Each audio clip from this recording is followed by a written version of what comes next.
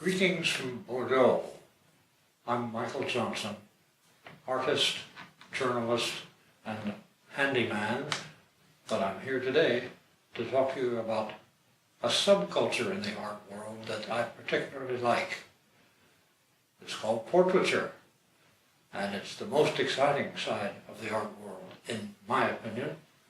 Why? Because people who are being rendered lifelike on a piece of paper are amazed at how it can be done, and therefore it becomes highly satisfying for all concerned. Of course, the main thing in portraiture is a likeness. If your work doesn't look like the individual, and I mean perfectly and instantly recognizable, then you have to start over. What you're trying to do is capture a moment of reality, and I mean capture everything, warts and all. That's an expression that is often attributed to Oliver Cromwell, who said to his court artist that he wanted a realistic painting of himself that he called "truly me, without flattery." I don't think he intended it to be poetic, because the artist had to swallow hard and break all traditions of the time, which were indeed to flatter the subject.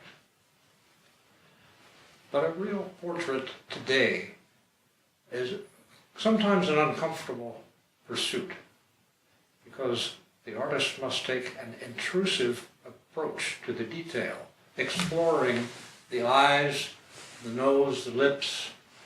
I call them their crinkles, wrinkles, and folds to make the subject come alive. And when done well, the expressive face can reveal something of the individual's inner life, and that's what I'm after. It's a slow process. It takes time to study a face, and the painters John Singer Sargent and Lucian Freud, for example, were known for their multiple false starts in oil, scraping away the face and starting over and over and over. Da Vinci invested 5 years off and on in Mona Lisa. But this is an art form that brings a visceral reaction from everyone involved.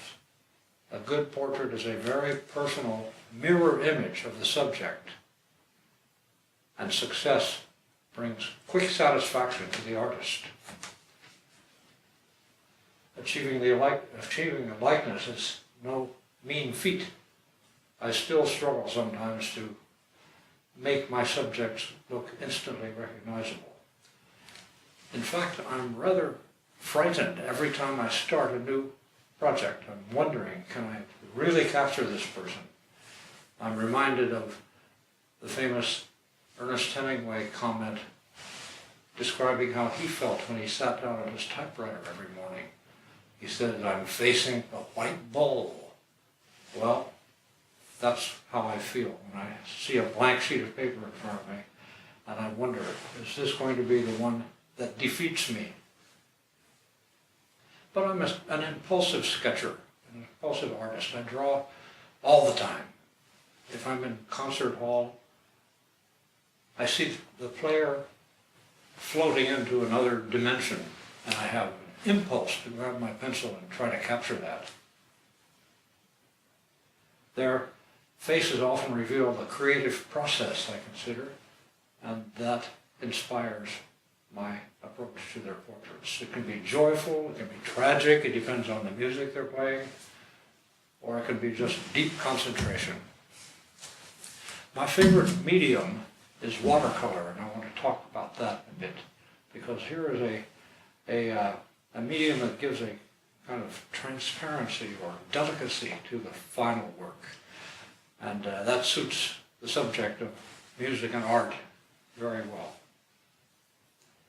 I use a watercolor system that sort of jumps over the hard part. That is, I don't work from a palette that has dabs of watercolor paint in it most of the time.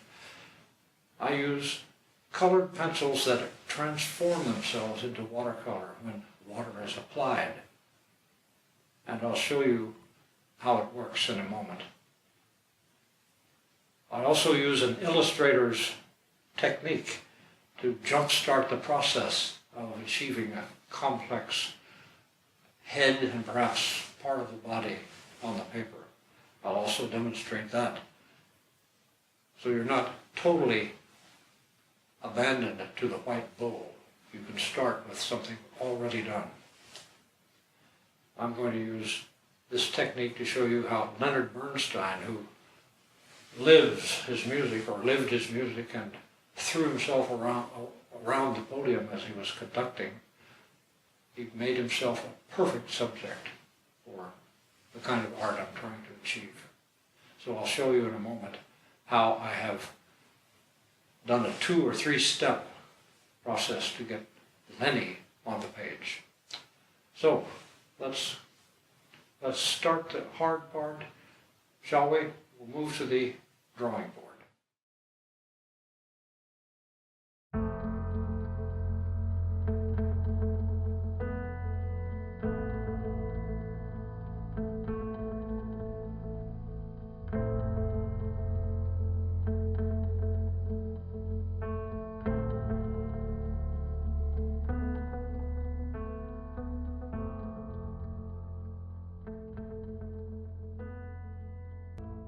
This is a white bull, and it's frightening if you don't have anything to help you jumpstart the process.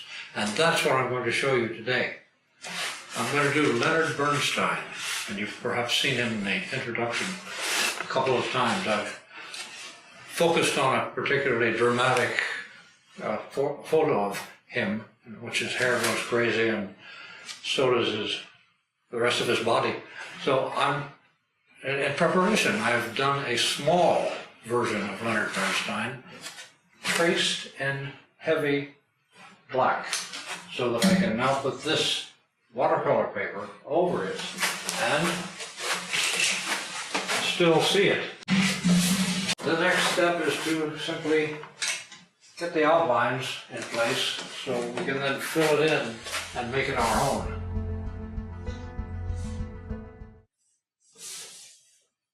Eyes closed naturally because he's so emotionally involved in whatever he's playing, probably one of his own compositions. The hands are always tricky.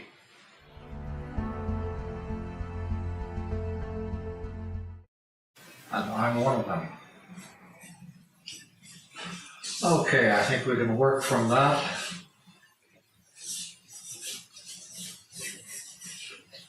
This is the most amusing part, because the work is already done. Let's start by anchoring the paper to the table. You won't try to escape. It's also a good idea, if you're doing something more complex than that, to water the paper completely, let it dry. Now we're going to apply the color. In this drawing, be careful of the eye, which you don't really see, and yet you have to give it a slant so that he looks like he is emotionally involved. The hand. I know artists of my age who have given up trying to draw hands. They can be so tricky. Now, I'm going to show you how to lay down the base of the color that we'll be using. Your stroke should always be in the same direction so that when you apply the water, you don't have lines cross-hatching and standing out. You want to have a solid color, especially in the base. And don't be afraid, it will look very wrong at the beginning. And then little by little it starts to look right. The watercolor paper has tooth, as they call it. It is not completely even. It has bumps on purpose. That always provides a nice effect in the finished work. Because since the invention of photography, artists have to try very hard to find a way to make sure the viewer appreciates the difference.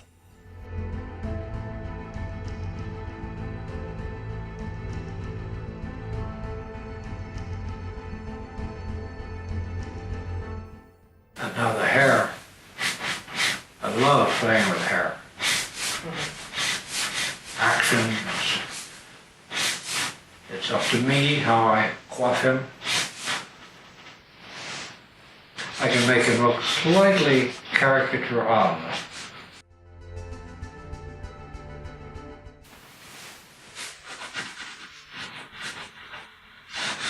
A little shadow.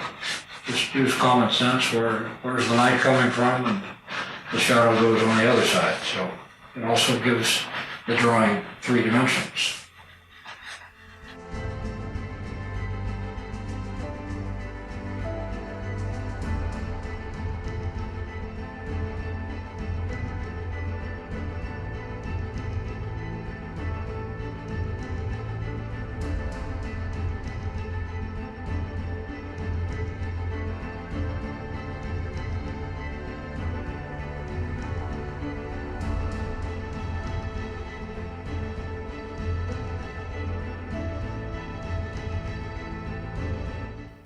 More skin tones, as they say in the trade. More skin tones: yellow, red, orange, pink. What am I forgetting? Some spots of black, like the nostrils, yes. Just what is needed in a portrait. Little points of black. The objective here is also to avoid too much heavy outline to depart even further from cartoonery. So by the time we finish, Lenny's face will not look outlined, I hope.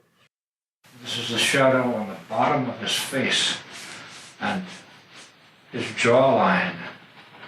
It won't look like a line, but it has to be darker under the jaw.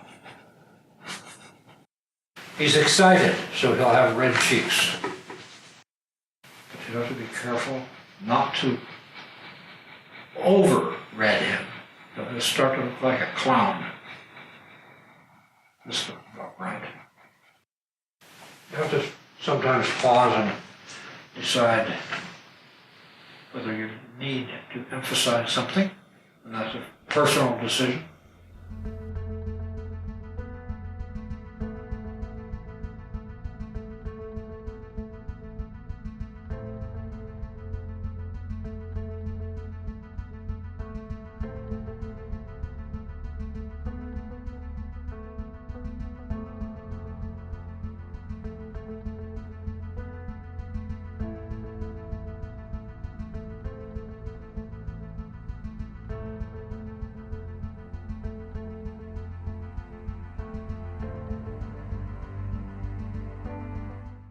All I have to do is put some dark strips in the hair so it doesn't look too white. And for that, it's kind of random until it looks right.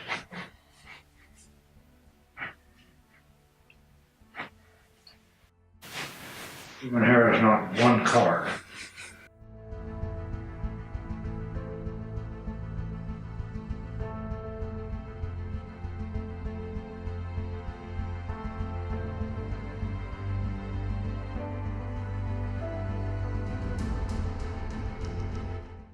Now, this is the scary part, but it almost always comes out okay.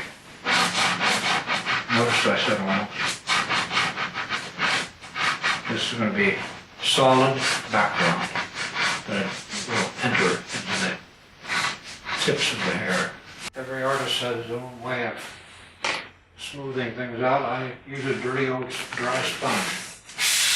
And look what happens.